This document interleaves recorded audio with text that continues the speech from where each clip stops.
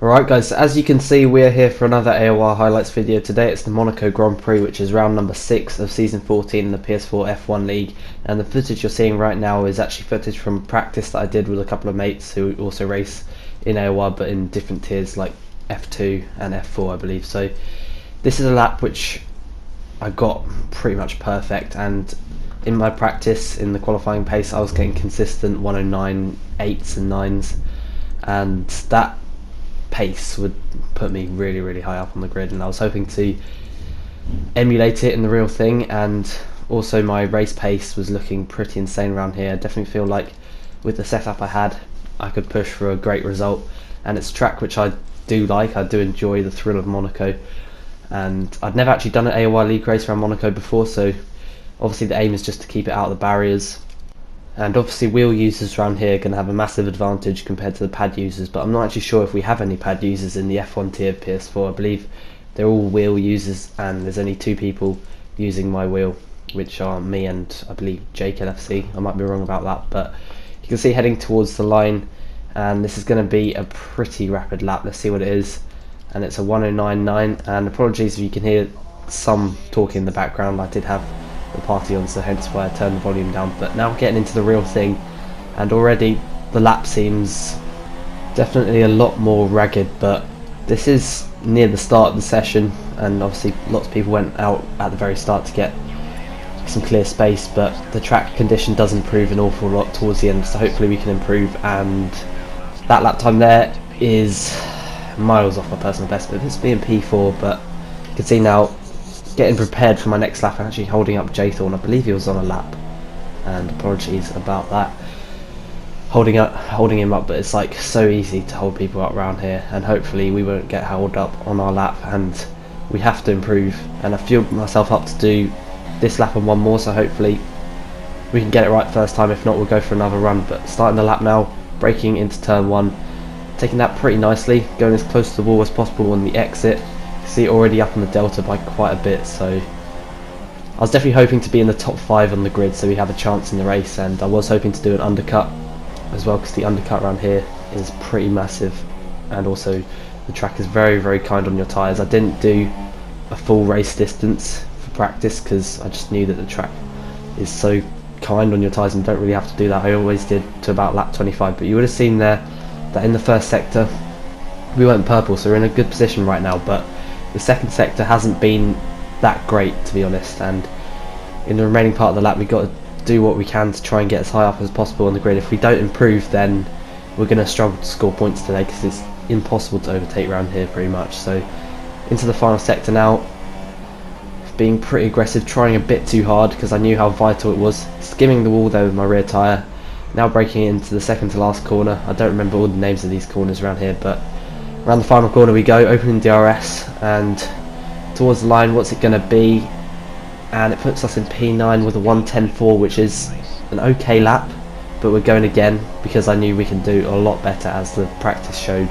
I'm already down to P10, and if we're outside the top 10 we'll get a fresh set of tyres, but I want to be inside the top 10 and preferably inside the top 5 to have any chance of doing well. And you can see purple again through sector 1, so we just got to do better in the middle and final sectors. But you can see Jaythorn's in front, putting us off a bit. He's not holding us up, it's just distracting us a bit, and you can see we're making a few mistakes, and now we're down on the delta, and we've got to push as hard as possible now. Up on the delta again, now back down, so if we don't improve we're going to be at the most in P10, and that's not really good enough at all. So braking into the chicane, trying as hard as possible, not cutting the corners, but you can see losing the car there on the exit, just pushing way too hard, hitting the wall on entry. Ali K goes fastest with a time that I believe I beat in practice, and you can see just how hard we're trying now.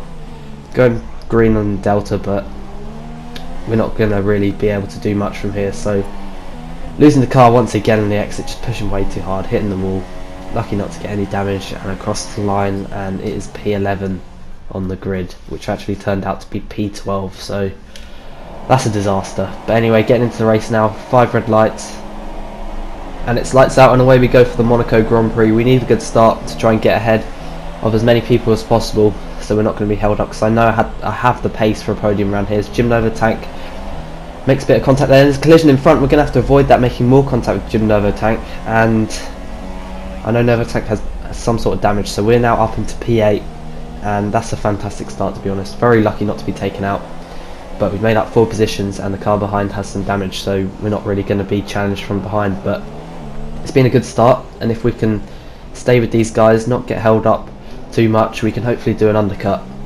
and get as high up as possible. I wanted really to get a podium, but from 12th on the grid, that's very, very unlikely, to be honest, after the bottling qualifying like I've done in Spain and here. But anyway, we've got to work on that for the remaining rounds of the season, and it's always been a problem for me, as I've said quite a few times, but it is improving quite a bit, considering like what I was like in season 13, qualifying outside the top 10 quite often in the F2 league and managing still to win the championship. But on this game it's definitely a lot harder to get past the cars, and there's no real strategy element around, well, on this game, because it seems to be one-stop strategies quite often. But you can see we're losing touch a bit with the people in front, but I knew we just got to stick with them really, and the optimum time really to pit onto the super softs would be about lap 13, and I was hoping to go a bit earlier for super softs to try and get the undercut and try and get as many people as possible, because in my practice I was setting consistent low 113s on ultra softs, and then it would go down to about 114, well, low 114s as the tyres wear out, and then you go onto the super softs and you can do high 112s and get a massive undercut. But you would have seen, well, you may have seen that I have already got 1 corner cutting penalty, so we need to be careful of that. But you can see getting held up now. Jay Thorne's getting a bit frustrated behind Jake LFC, and it seems to be Shelley who's holding up a train, and beyond Shelley there seems to be quite a bit of a gap to the leaders of Ali K and I believe Simo, and I can't remember who else, but Aresi sets the fastest lap, and after his contact at turn 1 he's definitely going to be looking for the undercut, but I don't know whether he's able to do one stop considering he pitted at the end of lap 1. But just sticking to the back of this train, doing nothing wrong, making sure we don't corner cut or hit the wall. And you can see now that we've actually made contact with Jaythorn, because everyone bunched up there massively at the hairpin. I believe Shelley braked pretty early and he lost half our front wing, and that is pretty much our strategy ruined, and we're going to have to pit at the end of this lap to change the front wing. And I'm going to go onto the soft tyres, which wasn't my plan, and I hadn't done any practice on soft tyres at all, and just going to have to go onto them to make sure we get to the end, because I didn't want to take any risks of getting punctures with the super softs or anything like that. But you can see the amount of time we're losing to the cars in front with this damage, and yeah, we have to pit. We can't keep going with this. So heading around the second to last corner, and you can see going into the pits now, Jake LFC also had front wing damage, but you can see just then we changed our front wing, well, repair wing damage to yes, because if you have it on auto it won't change. So we were very lucky to remember that right at the last minute. If not, we would have been stuck with that wing for the rest of the race, and that would have been an absolute disaster. But you see exiting the pits now, and I don't believe Jake actually had damage, because he's now, well, he gained so much time on us in the pits, and he's gone to super softs to the end, so he was obviously thinking about absolutely massive undercut to make the super softs last for 31 laps to get them to the end. I don't know how he's going to manage that, but let's see how we do on the softs. And we come out in P11, 15 cars still left in the race. Resi not too far behind, and you can see now moving on to lap 11, setting a personal best lap of the race. Jay Thorne comes out the pits, and we're just going to be ahead of him, and he got front wing damage as well later on, so he's come out on super softs, so he's going to be quicker than us, and also Resi is quicker than us as well on the super softs, not too far behind Jay Thorne, so we're going to have to look out for them.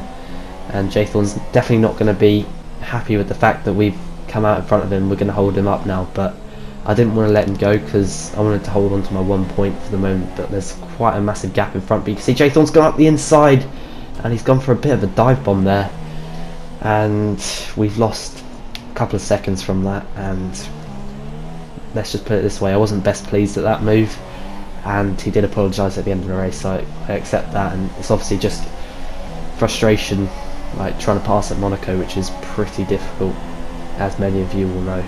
In fact, it's pretty much impossible. But you can see Jay Thorne going down the inside there, but he didn't go for it in the end, obviously being more cautious than what he was about 20 seconds ago. So yeah, quite a big gap in front to Shelley, and quite a few people yet to pit, so Just got to keep putting in consistent laps and hopefully we can fight still for a good finish, but who knows, we're on the slower tyres.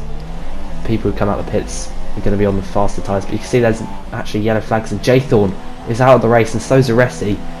And after this chicane I went pretty close to the wall and that sort of put them off, and they both clipped the wall and did exactly the same thing and then lost their wheel, and that's them both out of the race, so that's kind of relieved the pressure off us now and we can focus on putting some laps in. You can see putting in personal best laps of the race, but even this pace, as you can see, getting another warning there, but one more and we get a penalty, but even this pace is just nowhere near compared to what I was doing in practice, which is pretty annoying. But obviously my practice times were on the ultra softs and super softs, and I thought that would be the strategy, but around Monaco you never know what will happen, and we've lost half our wing, so we had to change the strategy. But P10 out of 12, and you can see quite a queue is forming up. We're already on to lap 26 because nothing really happened.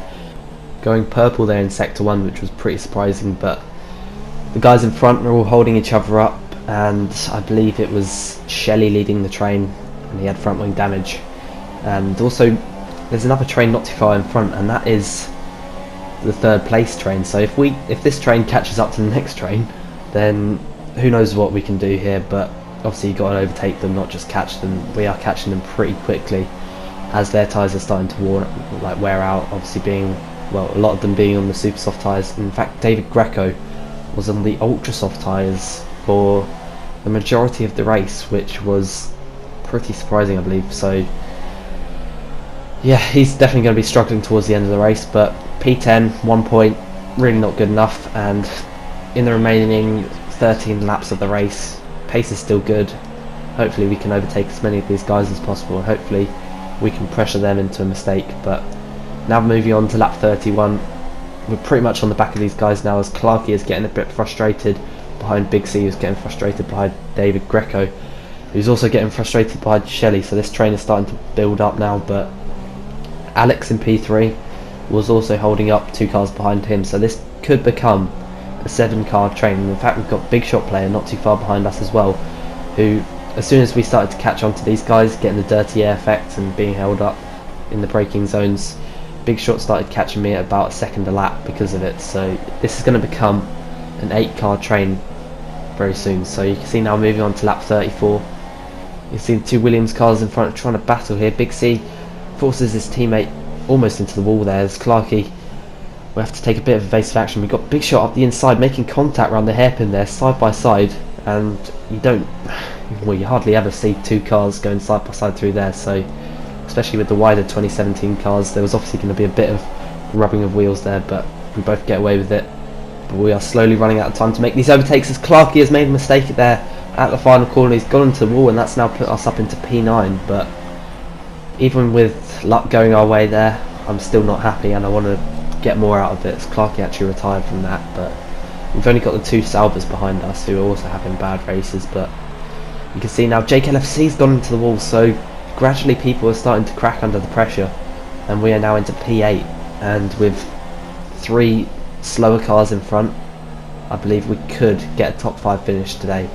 No corner cutting penalties, we've got to be careful with that obviously because we've got 2 warnings at the moment. But starting to get a bit frustrated behind these guys now, because I knew I could go so much faster, and I also knew I'm going to have to take the risk to overtake them, because we got to score as many points as possible around here, considering I had good pace. But you can see Big C's made a bit of contact there with David Greco, and Big C has gone past him. We're going to try and get past David Greco as well, and he pretty much forces us into the wall there, and making a bit more contact there into the hairpin as well. But P8 it is, and now Big C's got past. We really have to get past David Greco as soon as possible, but I believe we're going to stay on board from here to the end.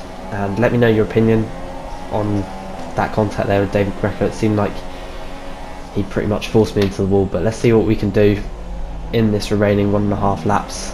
And his tyres are definitely going to be pretty much ruined, and you can see the 2 cars in front are getting away, so we've got to get past him now if we want to try and get into the top 6 or top 5 in the last lap. So we're going to try and set up a move into turn 1 if we can with the DRS, so trying to get a good run out of here, and opening DRS actually getting very poor traction there, and I doubt we're going to be able to make a move here into turn number 1, but the last lap of the race now, so it's either going to be Mirabeau or at the end of the long straight, well, the long back straight into the chicane where we could possibly set up a move. So let's see what we can do. If we can get 7th, then it's pretty good damage limitation considering where we qualified, but trying to get up the inside of David Greco here, slightly tapping his rear wing, but that's all fine there. You can never really make a move into there, so that was kind of a bit of a 50-50 move from myself, but this is the time when we're going to have to make the move. It's either now or never, and getting a pretty good run out of here, going into rich fuel mix, no DRS down here. Simo wins the race, 2 in a row for him, but we're going to try and get up the inside into the chicane, going side by side. Greco forces us into the wall there, and we get a bit of front wing damage, and actually corner cutting and getting a penalty, which I don't think I deserved really, to be honest. I was just avoiding more contact, but Big Shot gets down the inside and we almost go into the wall down that very far chicane there, but it's going to be P8 unless David Greco has 2 3-second time penalties, but I wasn't going to bother with trying to get that penalty removed because I've tried twice already this season and it hasn't worked. So yeah, crossing line P8. It hasn't worked with the stewards trying to get rid of the penalties, so it won't work again today, and P8 is the best we could do really, and that is pretty annoying.